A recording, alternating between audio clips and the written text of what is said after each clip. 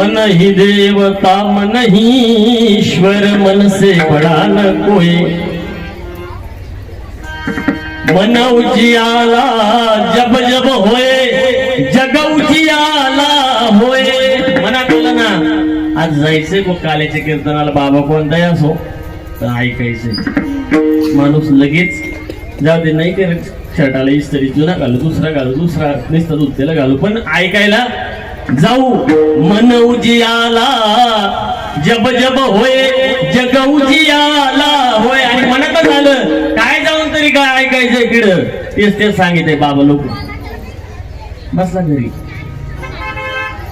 12ला तर भूक लागणारच आहे, इथे बसलं तरी भूक लागणारच आहे, आणि घरी काही नाही केलं तरी पोट मागणारच आहे ना 12 वाजता।